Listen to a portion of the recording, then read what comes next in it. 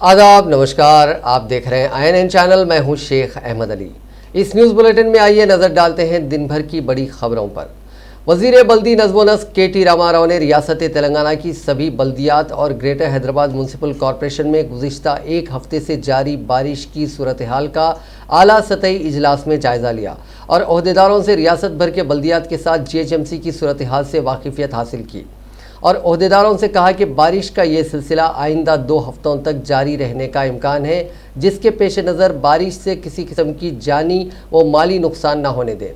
आइंदा 2 हफ्तों तक ओहदेदार और मुलाजिमीन के तातीलात को मनसूख कर देने की प्रिंसिपल सेक्रेटरी महकमे बल्दी नज़्म व नस्क अरविंद कुमार को हिदायत दी और रियासत भर के बल्दियात और कॉरपोरेशन में बारिश की सूरत हाल पर नज़र रखने के लिए स्पेशल ऑफिसर का तकर्रुर करने का मशवरा दिया। उन्होंने प्रिंसिपल सेक्रेटरी के अलावा बल्दियात के कमिश्नर्स को भी अचानक मायना करते हुए सूरत हाल पर नज़र रखने पर जोर दिया। इस मौके पर ओहदेदारों ने वज़ीर मौसूफ को बताया कि गुज़िश्ता हफ्ते 10 दिन से रियासत के मुख्तलिफ बल्दियात के अलावा शहर हैदराबाद में मामूल से ज़्यादा बारिश हो रही है। सिर्फ हैदराबाद शहर में गुज़िश्ता 10 दिन के दौरान 54 सेंटीमीटर बारिश रिकॉर्ड हुई है। इस तरह की बारिश साबिक में कभी नहीं देखी गई। ओहदेदारों ने मज़ीद बताया कि शदीद बारिश और 1-2 घंटे तक मूसलाधार बारिश की वजह से सड़कों पर जगह जगह पानी जमा हो रहा है। ओहदेदारों ने बताया कि इतनी शदीद बारिश के बावजूद बल्दिया का अमला राहत कारी के काम अंजाम दे रहा है। ओहदेदारों ने बताया कि अब तक बारिश की वजह से हैदराबाद शहर में 2 वाक़यात पेश आए हैं, जिनमें 2 अफराद की जान चली गई। ओहदेदारों ने बताया कि फ़िलवक्त ग्रेटर हैदराबाद के हुदूद में GHMC की स्पेशल मानसून टीमें काम कर रही हैं, जिस पर वज़ीर मौसूफ ने ओहदेदारों को कई हिदायत और मशवरे दिए। उन्होंने ओहदेदारों को हिदायत दी कि खस्ता हालत में पाए जाने वाली इमारतों की निशानदही करते हुए उनमें मुकीम अफराद को खाली करवा दें और जल्द से जल्द ऐसी इमारतों को मुनज़्ज़म करने के इक़दाम करें। इसके अलावा जिन इलाक़ों में इमारतों के तामीरी काम जारी हैं, वहाँ एहतियाती इक़दाम करने का मशवरा दिया जाए।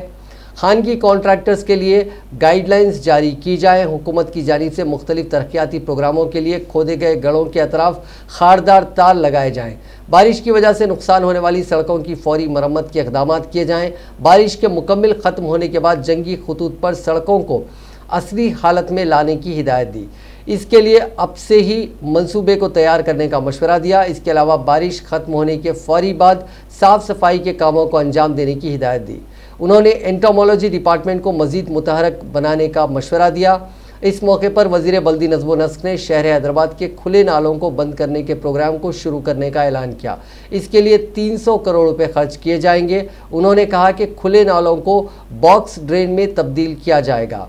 हैदराबाद में 2 मीटर से नालों को कैपिंग प्रोग्राम के ज़रिए बंद करने के इक़दाम किए जाएंगे। इस प्रोग्राम की अंजामदही के लिए बहुत जल्द इंतज़ामी रकम मंजूर की जाएगी। 2 मीटर से ज़्यादा चौड़े नालों में भी हादसात को रोकने के इक़दाम किए जाएंगे। उन्होंने ओहदेदारों को हिदायत दी कि इस प्रोग्राम को कामयाब बनाने के लिए जल्द से जल्द मनसूबा तैयार करें। उन्होंने कहा कि 2 मीटर से ज़्यादा चौड़े नालों को बंद करने के लिए नेशनल ग्रीन ट्रिब्यूनल और सुप्रीम कोर्ट के गाइडलाइंस पर अमलावरी की जाए। ऐसे नालों को बंद करने की ट्रिब्यूनल इजाज़त नहीं देता। इन नालों की फेंसिंग की जाए। इस इजलास में mayor GHMC B Ram Mohan, बल्दिया वाटर वर्क्स के आला ओहदेदार मौजूद थे। बारिश के दौरान कल पानी में बह जाने वाले शख्स की नाश आज सरूनगर तालाब से निकाली गई।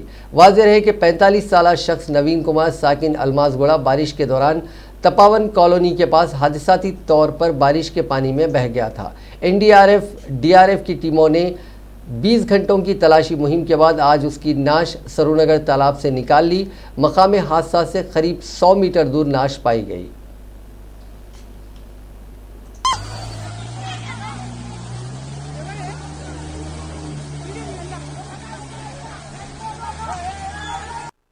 మన పార్లమెంట్ నియోజకవర్గ పరిధిలో వర్షాలు కురవడం, ప్రభుత్వ నిర్లక్ష్యం వల్ల నాలాల మీద సరైన మెయింటెనెన్స్ లేకపోవడం వల్ల ఈరోజు పిల్లలు కొట్టుకుపోతున్నా, కాలనీలు మునిగిపోతున్నా, ప్రభుత్వం వైపు నుంచి ప్రజలకు ఎలాంటి సహకారం అందించడం లేదు. ఇది దుర్మార్గమైన చర్య.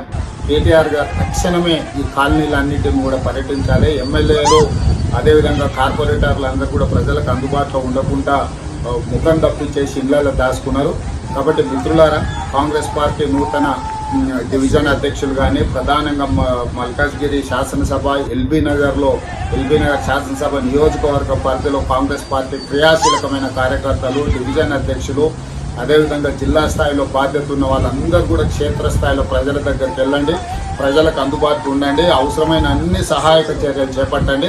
నేను అధికారులతో మాట్లాడడానికి ప్రయత్నం చేస్తున్నా, అధికారులు కూడా ముఖం చాటేస్తున్నారు, ఫోన్లు ఎత్తకుంటే తప్పించుకో తిరిగే ప్రయత్నం చేస్తున్నారు. కాబట్టి ఇప్పుడు ప్రజలు కష్టాలలో ఉన్నారు మన నియోజకవర్గంలో. తక్షణమే మీరందరూ వాళ్ళ దగ్గరికి వెళ్ళి వాళ్ళని కలిసి అక్కడ ఎక్కడెక్కడైతే ప్రధానంగా ఎల్బీ నగర్లో ఆ రెడ్డి కాలనీ దగ్గర గత 2-3 సార్లు పర్యటించి టీఆర్ఎస్ శాసనసభ్యుడు సుధీర్ రెడ్డి గారు అనుచరులు ఏదైతే కబ్జా చేసిండ్రో ఆ నాలాన్ని ఏదైతే ఎంక్రోచ్ అయిందో దాన్ని తక్షణమే జేసీబీ మిషన్లు తీసుకొచ్చి ఇక్కడ మడ్ వలన కొంచెం వాళ్ళకి డిఫికల్టీస్ ఉన్నాయి.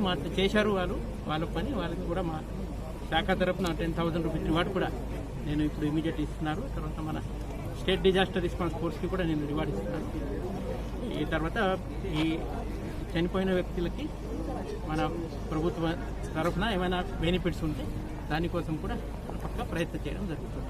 తర్వాత ఈ ఇష్యూ ఇది సివిక్ ఇష్యూ ఇది హైయర్ అథారిటీస్తో ఈ నాలా పక్క ఇక్కడ యాక్చువల్లీ ఏరియాలో భారీ ఎన్క్రోచ్మెంట్ అయింది అని అందరూ అంటున్నారు. సో దానికి సంబంధించి వేరే డిపార్ట్మెంట్తో కూడా సంప్రదించి వాళ్ళతో కాంటాక్ట్ చేసి ఈ సెక్యూరిటీ मेजर्स కూడా ఈ ఏరియాలో మనం పక్కా తీసుకుంటాం. दुनिया भर में कोरोना वायरस से मुतासरीन की तादाद आज 3,12,81,388 हो गई है, जबकि इस मौजी वायरस से अब तक 9,65,701 अफराद की मौत हो गई है। हिंदुस्तान में कोविड-19 के मुतासरीन का आंकड़ा 54,87,580 हो गया, जबकि 87,882 अफराद हलाक हो चुके हैं। तेलंगाना में मुतासरीन की तादाद 1,72,608 हो गई है, जबकि 1,042 अफराद हलाक हो चुके हैं। तेलंगाना में इतवार के रोज़ 1,302 नए मामला सामने आए थे और 9 अफराद की मौत हुई थी। रियासत में फ़िलहाल 29,636 एक्टिव केसेस हैं। रियासत में अब तक 1,41,930 अफराद इस मौजी वायरस से सेहतयाब हो चुके हैं। वज़ीर सेहत ईटला राजेंद्र ने कहा है कि अगर समाज सेहतमंद नहीं होगा तो आलमी सतह पर मुकाबला नहीं किया जा सकता। महकमे सेहत के अहदेदारों के साथ एक जायज़ा इजलास मुनक़िद करते हुए ईटला राजेंद्र ने कहा कि महकमे सेहत में तब्दीलियाँ लाने की ज़रूरत है। वक्त के हिसाब से तब्दील ना होने पर नामो निशान मिट जाएगा। काबिल डॉक्टर्स होने के बावजूद आवाम का इलाज ना हो तो आला तालीम हासिल करके क्या फ़ायदा। उन्होंने कहा कि सरकारी तिब्बी अमले को कमिटमेंट के साथ काम करने की ज़रूरत है। उन्होंने कहा कि डॉक्टर्स और तिब्बी अमले को नए तरीक़ेकार के मुताबिक तरबियत दी जानी चाहिए। वज़ीर सेहत ने हिदायत दी कि फ्लोराइड, मलेरिया और दीगर अमराज किसी इलाके में ज़्यादा हो तो उसकी मैपिंग करते हुए उन इलाक़ों में डॉक्टर्स और अद्वियात की फराहमी की जाए। इब्तदाई तिब्बी मराकज़ में ज़रूरी अद्वियात फराहम की जाएँ और गैर ज़रूरी अद्वियात ना रखें। इसके लिए खुसूसी सॉफ्टवेयर तैयार किया जाए। आलमी सतह पर तिब्बी तरीक़ेकार को रियासत में अमल में लाया जाए। उन्होंने कहा कि बेहतरीन हेल्थ केयर सिस्टम को रूबे अमल लाया जाए, इसके लिए मनसूबाबंदी करें। उन्होंने कहा कि सरकारी हॉस्पिटल्स का नेटवर्क खानगी हॉस्पिटल से काफ़ी बड़ा है और उनमें हर तरह की सहूलतें मौजूद हैं। उनको बस अमली जामा पहनाने और जवाबदा बनाने की ज़रूरत है। उन्होंने कहा कि जिम्मेदारी में इजाफा करें और तब्दीली लाएँ। वज़ीर सेहत ने कहा कि हर हॉस्पिटल में एक रिसेप्शनिस्ट होना चाहिए ताकि मरीज़ों की बेहतर रहनुमाई की जा सके। हर इब्तदाई तिब्बी मराकज़ की कारकर्दगी के तफसीलात के लिए हैदराबाद में कमांड कंट्रोल सेंटर कायम होना चाहिए। रियासती वज़ीर ने कहा कि छोटी छोटी तब्दीलियों से निज़ाम सेहत को बेहतर बनाया जा सकता है। इस इजलास में महकमे सेहत के आला ओहदेदार भी मौजूद थे। ఆ న్యూ ఛాలెంజ్ వచ్చినప్పుడు ప్రపంచవ్యాప్తంగా మార్పు వచ్చినప్పుడు ఆ మార్పులకు అనుగుణంగా మన స్టాఫ్ని, మన నర్సింగ్ స్టాఫ్ కావచ్చు, మన డాక్టర్ కావచ్చు, ఎట్లా వాళ్ళు తర్ఫీదు కావాలి, ఎట్లా వాళ్ళు అప్డేట్ కావాలి, ఎట్లా అందిపుచ్చుకొని దాన్ని సర్వీస్ అందించే పరిస్థితి రావాలి. గివి మనం ఇట్లాంటి సూచన సలహాలు ఇస్తే ఈ జనరల్గా 50 పడకల హాస్పిటల్కు ఎట్లాంటి ప్యాటర్న్ ఉండాలి, 100 పడకల హాస్పిటల్కి ఎట్లాంటి ప్యాటర్న్ ఉండాలి, 200 హాస్పిటల్కి ఎట్లాంటి ప్యాటర్న్ ఉండాలి, మనకు టెరిషరీ కేర్ హాస్పిటల్ ఎట్లుండాలి మన దగ్గర ఉన్నాయి. ఆ సమాచారం అంతా ఉంది. అవన్నీ ఉండగా కూడా రిజల్ట్ వస్తలేదు. रियासती वजीर तलसानी श्रीनिवास यादव ने टीआरएस के अरकान असेंबली, कॉरपोरेटर्स और कायदीन के साथ एक इजलास मुनक्किद करते हुए कानून साज काउंसिल में ग्रेजुएट ज़मरे के इंतखाब की तैयारी शुरू करने की हिदायत दी। इस सिलसिले में ग्रेजुएट अफराद के नामों को फेरिस्त राय दहिंदगान में शामिल करवाने पर खुसूसी तवज्जो देने का मशवरा दिया। लोअर टैंकबंड के वेंकट रामैया फंक्शन हॉल में मुनक्किदा इजलास में रियासती वज़रा मोहम्मद महमूद अली, मल्ला रेड्डी के अलावा mayor GHMC B Ram Mohan और दूसरे मौजूद थे। श्रीनिवास यादव ने कहा कि हर कॉरपोरेटर को अपने अपने डिवीज़न के हुदूद में मुकीम ग्रेजुएट अफराद की निशानदही करते हुए उनके नामों को फेरिस्त राय दहिंदगान में शामिल करवाना चाहिए। उन्होंने कॉरपोरेटर्स को बारिश के मौसम में आवाम के लिए दस्तयाब रहने का मशवरा दिया। आवाम की जानिब से मौसूल होने वाली शिकायत की फौरी यकसोई करने पर जोर दिया। उन्होंने कहा कि लॉकडाउन के दौरान टीआरएस के कॉरपोरेटर्स ने आवाम की खिदमत के लिए काफ़ी काम किया। उन्होंने कॉरपोरेटर्स को मशवरा दिया कि वो अपने हलकों के ज़ेर इल्तवा कामों को जल्द से जल्द तकमील करने पर तवज्जो दें। इस इजलास में अरकान मुखन्ना MS Prabhakar, Janardan Reddy, M Gopal, RK पुडी गांधी, साई अन्ना, डिप्टी मेयर बाबा फसीउद्दीन और दूसरे मौजूद थे। मनमाने कर रहे, उनको राज्यसभा में उनका स्ट्रेंथ भी बराबर नहीं, मगर कल क्या हुआ सब लोग देखे। आज फार्मर के पास गए तो आज देश में जो फार्मर है, फार्मर को अपन उसको टेढ़ा बिंगा करे तो हुकूमत गिर गए सो है। अभी भी तेलंगाना PCC के सदर व रुकन पार्लियामेंट नलगुंडा उत्तम कुमार रेड्डी ने मरकज़ की बीजेपी हुकूमत की जानिब से दोनों ऐवानों लोकसभा और राज्यसभा में मंजूर करदा 3 मुख्तलिफ ज़रई बिल्स की मंजूरी पर अपने शदीद रद्द-ए-अमल का इजहार किया और इल्ज़ाम लगाया कि इन बिल्स के ज़रिए मोदी हुकूमत अदानी और अंबानी को फ़ायदा पहुँचाने की कोशिश कर रही है। इससे किसानों को कोई फ़ायदा होने वाला नहीं है।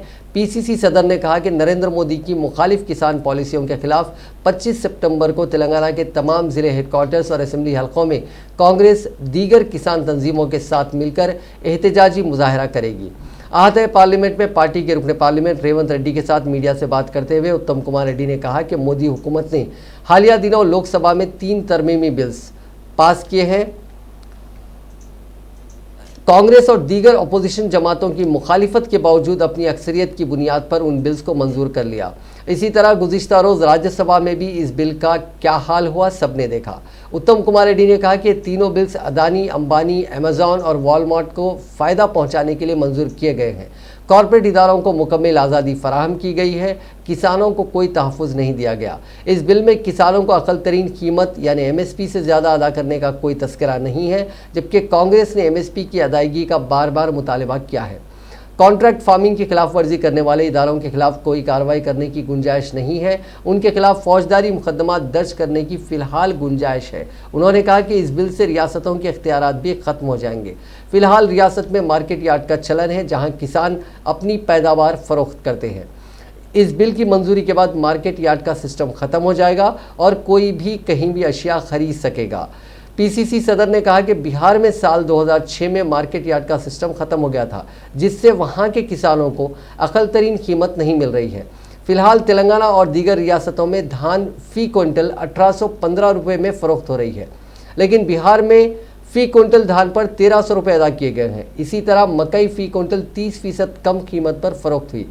अब इस बिल की मंजूरी के बाद मुल्क भर के किसानों को अपनी पैदावार 30% कम दाम पर बेचने पड़ेंगे। सारे मुल्क के किसानों को बिहार की सूरत हाल का सामना करना पड़ेगा। उत्तम कुमार रेड्डी ने कहा कि ज़रई बिल में कॉर्पोरेट इदारों को अशिया का लामहदूद मकदार में स्टॉक करने की सहूलत फराहम की गई है, जबकि ये सहूलत अब तक किसानों को हासिल है। నువ్వు వేర్చినట్టు చేయనే నాటకంలో భాగంగానే టీఆర్ఎస్ ఈ రకమైన ప్రయత్నాలు చేస్తుంది. ఇప్పటివరకు బిల్లు గురించి చర్చ జరగబట్టి ఫీజు కలెక్ట్ చేయడం, కొంత సేల్స్ రెగ్యులేట్ చేయడం జరుగుతుంది. ఇప్పుడు ఎవరైనా ఎక్కడైనా కొనుగోలు చేయొచ్చు అనే ఒక ఈ చట్టం తీసుకొచ్చి రైతులకి నష్టం చేస్తున్నామని చెప్పి నేను మనం చేస్తున్నాను.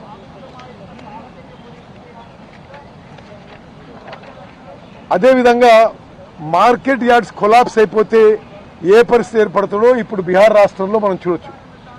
బీహార్ రాష్ట్రంలో 2006లో మార్కెట్ యార్డ్స్ ని డిస్మాంటిల్ చేశారు.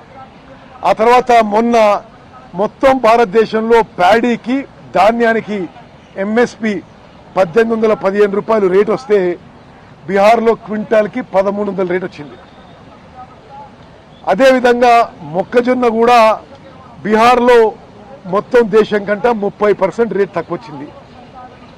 ఇప్పుడు ఈ చట్టాలు పాస్ అయితే మొత్తం దేశానికి కూడా ఈ ఆహార ధాన్యాలు కొనుగోలు విషయంలో, వ్యవసాయ ఉత్పత్తులు కొనుగోలు విషయంలో ఈరోజు బీహార్లో ఏం జరుగుతుందో మొత్తం దేశంలో జరుగుతుందని చెప్పి మనం చేస్తున్నాను.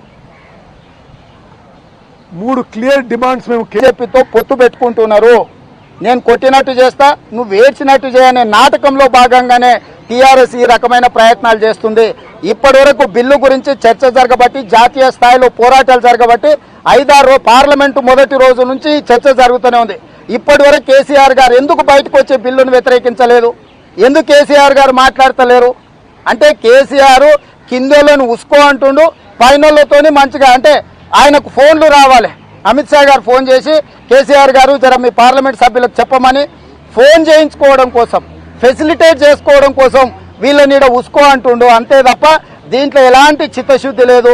ఇలాంటి చిత్తశుద్ధి లేని కేసీఆర్ లాంటి వాళ్ళ గురించి మాకు ఆలోచన చేయాల్సిన అవసరం లేదు. మేము ఎట్లాగూ 40 మంది రాజ్యసభ సభ్యులు మా వాళ్ళు పోరాటంలో ఉన్నప్పుడు ఆటోమేటిక్గా టీఆర్ఎస్కు రాక తప్పని పరిస్థితి. కాబట్టి దీంట్లో కేవలం వాళ్లకు ఈరోజు శ్రీనివాస్ యాదవ్ మాట్లాడింది మీరు చూడండి. రైతులు చచ్చినా సరే కానీ వాళ్ళకి రాజకీయ ప్రయోజనం కావాలి. కాంగ్రెస్ పార్టీ రైతుల పక్షాన నిలబడుతుంది. వచ్చే వాళ్ళు వస్తుంటారు, పోయే వాళ్ళు పోతుంటారు.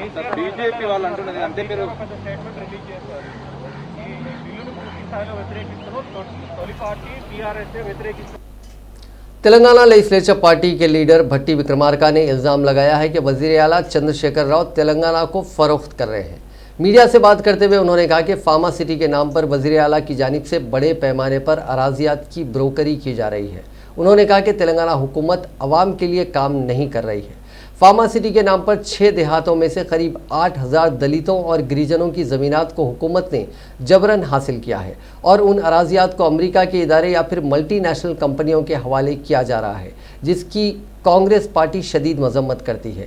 दूसरी तरफ डबल बेडरूम मकानात के बारे में अवाम को गुमराह किया जा रहा है। उन्होंने कहा कि 2016 में बल्दी इंतखाबात के लिए जारी किए गए मंशूर को टीआरएस पार्टी ने अपनी वेबसाइट से भी निकाल दिया है। अगर अवाम से किए गए वादों को पूरा करते तो मंशूर को वेबसाइट से निकालने की ज़रूरत नहीं होती।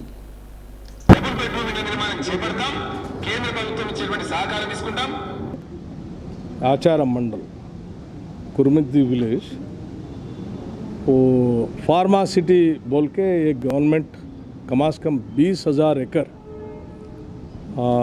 किसान से लेके पूरा मल्टीनेशनल कंपनियों को देने के लिए बहुत सोच रहे। ये बहुत बड़ी गलती है। और एक बात भी बोले, ये गवर्नमेंट आने पहले, इलेक्शंस के पहले, हम गरीब लोगों को और दलित और गिरिजनों को हर फैमिली जिसको ज़मीन नहीं रहता उसको 3 एकड़ देंगे बोल के बोला। अगर उसके पास 1 एकड़ है तो 2 एकड़ देंगे, अगर उसके पास 2 एकड़ है तो हम 1 एकड़ देंगे, असल नहीं तो 3 एकड़ देंगे बोल के बता के वोटा मांग के गवर्नमेंट पे आ गया। आज क्या कर रहे, 3 एकड़ नहीं दे रहे। और उसके ऊपर पहले पिछले गवर्नमेंट जो भी असाइनमेंट दिया ये गरीब लोगों को, वो पूरा वो लोगों से खींच ले रहे। और वो पूरा मिला के मैं कल काउंट करे सो देखे तो इतना परेशान में हूँ और लोग भी इतना परेशान है। 8,000 एकड़ खाली ये 6 गांव में 8,000 एकड़ वो दलित गिरिजनों का ज़मीन ले लेके वो फार्मा सिटी वालों को मल्टीनेशनल कंपनी को देने के लिए तैयार हो रहा। ये क्या है? ये अपन ये स्टेट को चलाना वेलफेयर स्टेट को रखते, नहीं तो स्टेट का ज़मीन बेच के तेलंगाना को बेच के तुम लोग जीते। ये क्या है? अपन ये सेपरेट तेलंगाना स्टेट लाए सो इसके लिए नहीं है।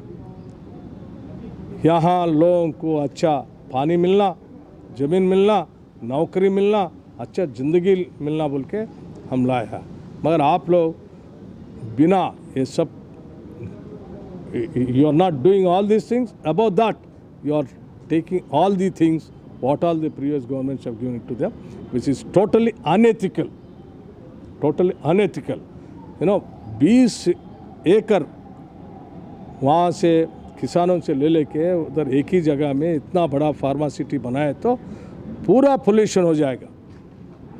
पानी पोल्यूशन हो जाएगा और ये क्या बोलते हैं एयर पोल्यूशन हो जाएगा और वो ये पूरा ये कैचमेंट एरिया जितना भी है वो पूरा पानी कृष्णा रिवर में जाएगा, कृष्णा रिवर भी पोल्यूशन हो जाएगा। सो कृष्णा रिवर से पानी जितने एकड़ों को पानी जा रहा है वो पूरा उधर ही पोल्यूशन का पानी मिलेगा खेती के लिए और पीने का पानी वो कृष्णा रिवर से हैदराबाद को फेज़ 1 फेज़ 2 फेज़ 3 से इधर पानी आ रहा, वो पानी भी पूरा पोल्यूटेड पानी इधर आएगा। बहुत बड़ा खतरा है, ये नहीं करना। कांग्रेस के रुकने काउंसिल टी जीवन रेड्डी ने कहा है कि रियासती हुकूमत ने खानगी यूनिवर्सिटियों को 75% निशस्तों को फरोख्त करने की छूट दी है। मीडिया से बात करते हुए उन्होंने कहा कि तेलंगाना के खानगी यूनिवर्सिटीज़ में तेलंगाना वालों को सिर्फ 25% कोटा दिया गया है, जबकि 75% निशस्तों को फरोख्त करने के लिए रखा गया है। उन्होंने कहा कि 25% कोटा पूरा ना होने पर ये भी ओपन कैटेगरी के ज़रिए पूरे किए जाएंगे। खानगी यूनिवर्सिटीज़ में तहफ़्फ़ुज़ात पर अमल नहीं किया जाना दस्तूर के ख़िलाफ़ है। उन्होंने कहा कि दाखिले किस तरह होंगे इसकी कोई वजाहत नहीं की गई है, फैकल्टी के बारे में भी कोई जिक्र नहीं किया गया। क़वायद के ख़िलाफ़ बाज़ इंजीनियरिंग कॉलेजेस को यूनिवर्सिटी में तब्दील किया गया। KCR ने अपने ताबेदारों के लिए यूनिवर्सिटीज़ मंजूर की हैं, जिनमें एक वज़ीर और एक रुकने काउंसिल भी शामिल हैं। जीवन रेड्डी ने कहा कि दाखिले से 2 हफ्ते पहले नोटिफिकेशन जारी करने के रूल्स किसी यूनिवर्सिटी में नहीं है। समाजी तहफ़्फ़ुज़ात ना होने की वजह से गरीब आवाम को नुकसान होगा। उन्होंने कहा कि जिस तरह दोस्त ऐप के ज़रिए जूनियर कॉलेजेस के दाखिले हो रहे हैं, उसी तर्ज पर खानगी यूनिवर्सिटीज़ के दाखिलों को भी शफाफ बनाया जाए। तेलंगाना कांग्रेस पार्टी के कारगुजार सदर पूनम प्रभाकर ने कहा है कि मरकज़ी हुकूमत के नए ज़रई बिल किसान मुखालिफ हैं। मीडिया से बात करते हुए उन्होंने कहा कि किसानों के मफादात को गिरवी रखते हुए कॉरपोरेट तबके को फ़ायदा पहुंचाने के लिए राज्यसभा में दस्तूर के खिलाफ बिल मंजूर किया गया। उन्होंने कहा कि 12 सियासी जमातों ने इस बिल की मुखालिफत की है, इसके बावजूद निदाई वोट के ज़रिए बिल को मंजूर करना दस्तूर के ख़िलाफ़ है। ज़रई बिल की हुकूमत की हलीफ जमातों ने भी मुखालिफत की है और वज़ीर के ओहदे से भी इस्तीफ़ा दिया। पंजाब और हरियाणा में किसान बड़े पैमाने पर एहतजाज कर रहे हैं। उन्होंने कहा कि इस बिल पर अमलावरी को रोकने के लिए कांग्रेस पार्टी बराबर जद्दोजहद करती रहेगी। భూజువాని ఓటు ద్వారా వాయిస్ ఓటు ద్వారా ఈ బిల్లును పాస్ చేసుకున్నటువంటి విధానం చూస్తున్నట్టే 12 రాజకీయ పార్టీలు మొత్తంగా ఆఖరికి డిప్యూటీ చైర్మన్ పైన అవిశ్వాస తీర్మానం పెట్టే కానీ ఏంటంటే నిన్న రాజ్యసభలో జరిగిన వ్యవహారం ఏ విధంగా నిరంకుశంగా జరిగిందో ఆలోచన చేయాల్సిన అవసరం ఉందని కోరుతా ఉన్నాం. ఎప్పుడు కాంగ్రెస్ రైతుల పట్ల, రైతుల సంక్షేమం పట్ల, రైతుల యొక్క ప్రయోజనాలకు సంబంధించి ఆలోచించే పార్టీగా ఈ ప్రభుత్వాన్ని డిమాండ్ చేస్తా ఉంది. నిజంగా మీరు రైతులకు సంబంధించినటువంటి ఆలోచన లేదనుకుంటే ప్రధానమంత్రి గారు పార్లమెంట్లో ప్రసంగించిన విధంగా భూసార तेलंगाना बीजेपी के साबिक सदर डॉक्टर के लक्ष्मण ने कहा है कि नए ज़रई बिल पर चीफ मिनिस्टर चंद्रशेखर राव को इजहार ख्याल करने का कोई अखलाकी हक हासिल नहीं है। मीडिया से बात करते हुए लक्ष्मण ने इल्ज़ाम लगाया कि टीआरएस और कांग्रेस नए ज़रई बिल के ताल्लुक से किसानों को गुमराह कर रहे हैं। उन्होंने कहा कि नए ज़रई बिल से किसानों को लूटने का कोई मौका फराहम नहीं हो रहा है, तमाम रास्ते बंद हो गए हैं, इसीलिए टीआरएस पार्टी को इस बिल पर शदीद एतराज़ है। उन्होंने कहा कि नए ज़रई बिल से किसानों की आमदनी दुगनी होगी। डॉक्टर लक्ष्मण ने राज्यसभा में डिप्टी चेयरमैन पर अपोजिशन अरकान के हमले की सख्त मजम्मत की। उन्होंने कहा कि कोरोना वायरस के क़वायद पर अमल करने के बजाय ऐवान में अरकान पार्लियामेंट एक जगह जमा होकर डिप्टी चेयरमैन पर हमला कर दिया। बीजेपी कायद ने कहा कि नए ज़रई कानून से नौजवान ज़राअत करने में दिलचस्पी दिखाएंगे। भारतीय जनता पार्टी की कायद DK अरुणा ने कहा है कि गुज़िश्ता इंतखाबात में तेलुगु देशम पार्टी से मुफाहमत करना कांग्रेस पार्टी की सबसे बड़ी गलती थी। यहाँ तक कि पार्टी टिकट देने में भी गलतियाँ की गई, हारने वाले उम्मीदवारों को टिकट दिए गए। उन्होंने कहा कि तेलंगाना एक छोटी सी रियासत है, कौन यहाँ जीतेगा और कौन सा उम्मीदवार हार जाएगा इसका सबको पता है। उन्होंने कहा कि कांग्रेस पार्टी कभी भी इख्तिदार में नहीं आएगी। उन्होंने कहा कि भारतीय जनता पार्टी एक कौमी पार्टी है और उन्हें बीजेपी का रियासती सदर का ओहदा ना मिलने से कोई अफसोस नहीं हुआ। ఆ ప్రశ్నే ఉత్పన్నం కాదు. మ్యాచ్ ఫిక్సింగ్ నడిచింది అనేటటువంటి ఇది నడిచింది. ఎందుకంటే గెలిచే వాళ్ళకి పక్కన పెట్టి ఓడిపోయే వాళ్ళకి టికెట్లు ఇవ్వటం అంటే చాలా దారుణం, అంతకంటే దారుణం. ఇది తెలంగాణ చిన్న స్టేటు, ఇక్కడ తెలియని వాళ్ళు ఎవరు లేరు. ఇక్కడ ఉన్న నాయకులకు అందరికీ తెలుసు ఎవరికి ఇచ్చే టికెట్, ఎవరికి ఇస్తే గెలుస్తారో తెలుసు, ఎవరికి ఇస్తే ఓడిపోతారో తెలుసు. అన్నీ తెలిసి కూడా చేయడం వల్ల అనేక అనుమానాలకు తావిస్తూ ఉంది. సో ఆడ ఉండి సాధించేది ఏమీ లేదు. పైన పోరాటం చేద్దాం అనుకున్నాము. సో ఇక్కడ కాంగ్రెస్లో ఉండి కాంగ్రెస్ పార్టీ ఎన్నడూ కూడా తెలంగాణ రాష్ట్రంలో అధికారంలోకి రాదు, వచ్చే ప్రసక్తి లేదు. ఆ ప్రశ్నే ఉత్పన్నం కాదు. Match fixing. तेलंगाना तेलुगुदेशम के कायदीन ने पार्टी के कौमी सदर व साबिक chief minister N Chandrababu Naidu को एक मकतूब रवाना करते हुए तेलंगाना के रियासती सदर एल रमना को तब्दील करने का मुतालबा किया। इन कायदीन ने अपने मकतूब में कहा कि गुज़िश्ता 7 साल से एल रमना रियासत में पार्टी के सदर बरकरार हैं। उन कायदीन ने कहा कि 2014 के इंतखाबात में तेलंगाना में तेलुगुदेशम को 15 निशिस्तों पर कामयाबी मिली थी। उस वक्त तेलुगुदेशम का बीजेपी से इत्तेहाद था और 2018 के इंतखाबात में कांग्रेस से इत्तेहाद करते हुए तेलुगुदेशम ने सिर्फ 2 निशिस्तों पर कामयाबी हासिल की। बाद अज़ां मुनक़िद होने वाले बल्दियात और पार्लिमानी इंतखाबात में तेलुगुदेशम ने मुकाबला भी नहीं किया, जिसके बाद रियासत में पार्टी की हालत दिन ब दिन खराब होती जा रही है। डायरेक्टर अक़लियती बहबूद शाहनवाज कासिम ने वक्फ बोर्ड के अहदेदारों के साथ ऑनलाइन इजलास मुनक़िद करते हुए औक़ाफ़ी जायदादों के तहफ़्फ़ुज़ और दीगर उमूर पर तबादला ख्याल किया।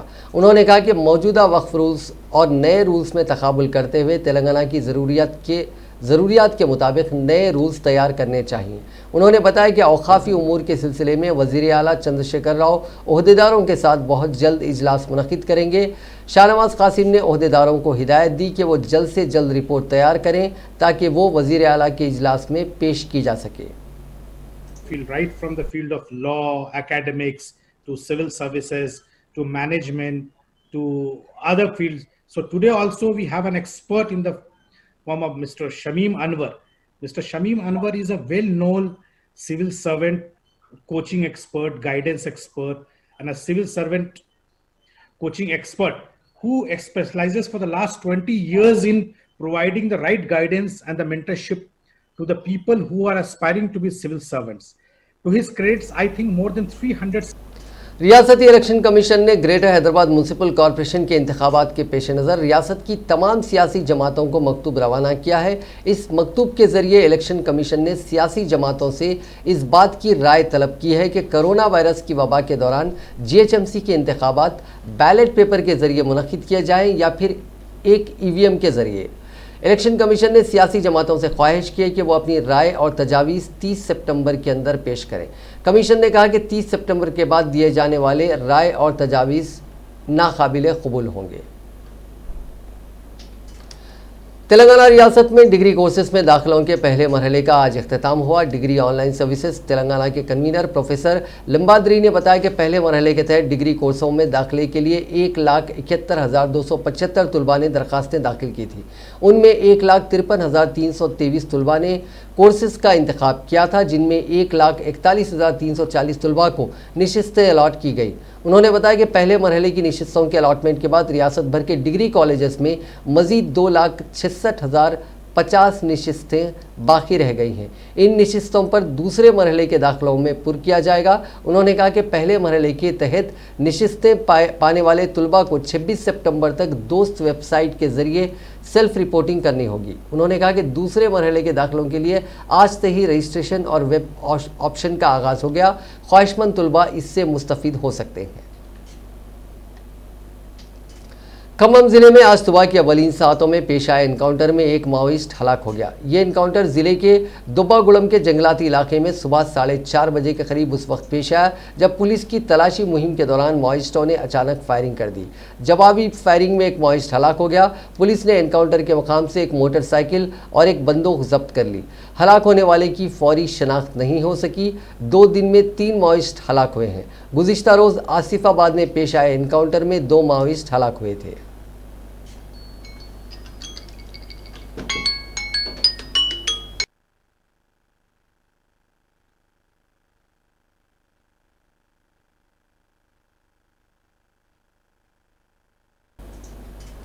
कामारेड्डी जिले में म्यूनसिपल दफ्तर में काम करने वाली एक खातून मुलाजिम पर बोधन ऑफिस के सीनियर अफसर ने हमला कर दिया। खातून मुलाजिम की शिनाख्त रोजा की हैसियत से की गई है। रोजा ने शिकायत दर्ज कराई थी कि सीनियर असिस्टेंट रामकृष्णा ने उन पर फ़ोन कॉल का जवाब ना देने पर नाराज़गी जाहिर करते हुए हमला कर दिया। कृष्णा ने इससे कबल कामारेड्डी के म्यूनसिपल ऑफिस में खिदमत अंजाम दी थी और रोजा से दोस्ती भी की थी।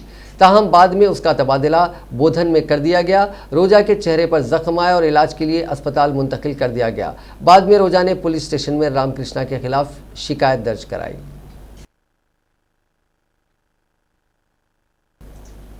नाजरीन, आज के इस न्यूज़ बुलेटिन में बस इतना ही। देखते रहिए INN चैनल।